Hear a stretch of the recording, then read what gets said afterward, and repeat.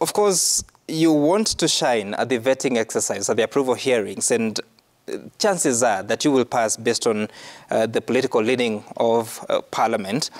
But then how does that influence what you get to do? Because it's one thing to pass an interview, but it's a totally different issue, as Waziri Kariuki here says, when you get down on the job. How different is it? And do you get a culture shock, and how do you find your space within that docket? Thank you very much, Sam. First, I think we need to reflect on the compliance with the Constitution 2010, which brings a new accountability of vetting those who have been nominated, and I really want to congratulate them. They have a lot of confidence, and in any case, when you look at the ones who have been commenting on the right now, they are renowned politicians, and I'm sure they are going to do this job well. However, we have what we call Public Appointment Approval Act 2011. After the Constitution 2010, a registration was done so that it can actually advise how people should be vetted. In that Approval Act 2011, all the people who have been nominated by His Excellency the President will have to go before a committee to be able to say how their academic qualification, professional training, experience, personal integrity, and their background really fits within the docket that they have been nominated. Therefore, it is very important, and when they are being vetted, I'm sure even Kenyans will be watching because it's public, it's transparent.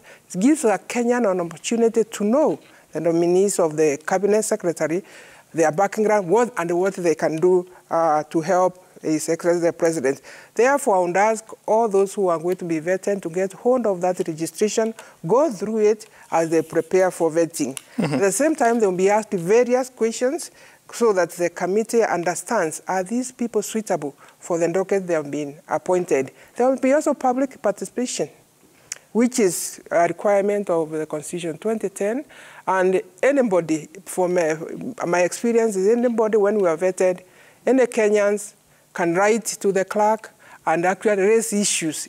Some can congratulate you, others can raise integrity issues. So they need to be also prepared to go to their background check, and they may be asked questions which they need to clear themselves. So it's very important to, as they are preparing, they don't get shocked that when they go before the committee, and as they go before the committee, the whole country is watching to find their suitability. That is now to do with public participation, which also gives them confidence, because if you are approved and you have been scrutinized by the committee, by the citizen, then when you get that position, it gives you that confidence that you can be able to cope. Let me also say that in the suitability for the candidates who have been nominated, they must be able to demonstrate their experience. They must be able to demonstrate their competencies. They must be able to have the qualities, especially personality qualities, that really relate being able to work with other people. Then it is after that the committee will write a report and say we have found X, Y, Z suitable or not suitable. And that report will be tabled before the Parliament, and then the whole of Parliament will approve. And then now it is at that stage that the President is going to appoint them. In particular, there is a whole questionnaire which they have to fill before they appear before the committee. That questionnaire looks at their education background. It also looks at their employment record. They also, do they have any recognition and awards? They also need, do they belong to a professional associations, and which membership?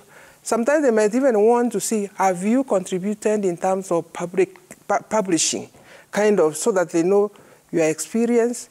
And in this sense, as a cabinet minister, you need to be very broad. You need to fit within the United Nations system and a working knowledge. You need to have an understanding of how African Union works. You also need to understand how East African community works. So you need to have that broad experience, which might be checked through the work you have done or through the publications you have done. It is also very important that you put it there. They did ask us to put information regarding what we own. What are we worthy So it is quite an open, transparent system, which brings you in an open publicity. People will know, well, what are you worthy? Are you worthy 50 million? Are you worthy 100 million? And should you take this position as a public servant? By the time you finish 5 years, will you, if you followed, can you explain every property that you have? I think it's more requiring that you remain very, very high on in honesty and integrity. Okay. So as they are preparing, it is very, very important, because if you don't appear before the committee and answer all the questions and you appear shaky, then that is the perception that your staff, who are the ministry where you are going to work, the citizens, that they feel that you need really to be seen you are capable of the job. That's now, once you have been voted and you go back now to the ministry, it is very important to understand that there has been previous governments. And these governments already have some resort areas. And you are only building, you are building blocks. They are already blocks. You are building on building blocks. So it is very important to understand that. Take time to understand where the ministry is in terms of performance. There is what we call performance contracting reports, which are given every quarterly. You also need to understand in government, there are public officers who are well trained. Sometimes they might not be so motivated, and then be able to create the environment for them to support you. I think the determinant of if you are going to succeed as a minister, in my view, I've always thought, unless you are very clear with the plan that you want to implement, then build a team around it. Motivate them by giving feedback. That is the only way you can be able to be very useful in the cabinet, because in the cabinet we deal with critical analysis of the policies, and these policies are developed by the technical officers. And also that is the only way you can be able to advise the president. As a cabinet minister, I've found I will be measured by how many policies did I formulate, how many policies did I review. Because in every ministry, for you to succeed, you must have a policy which states what the government will do to address a certain society problem, or a certain development program, or a certain to implement the manifesto. Right. So all the incoming cabinet ministers need to know they will be evaluated by how many policies did you review. If you haven't reviewed any policies or formulated any, and then implemented, and for that reason also, as we implement, you also know that besides the ministry itself that you run, there is also state corporations. The ministry's role is those formulating policies and reviewing and coordinating. As a minister, you'll be asked, what is the state corporation under your ministry? How are they implementing the policies of government? And that's why it is very important as a minister to have a very good working relations between the ministry and the state corporations and the ministry.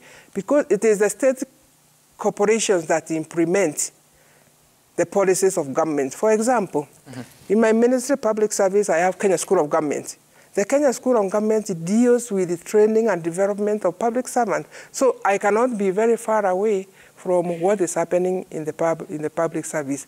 I also have another docket like National Youth Service, which implements tasks of importance for the government that can be called within a short time, maybe to do disaster management. So I cannot be very far away. Finding a governance structure that informs how those state corporations are performing is also very, very important. Therefore, being able to perform, leave a legacy so that you can support His Excellency the President within the manifesto is very, very important for incoming cabinet minister.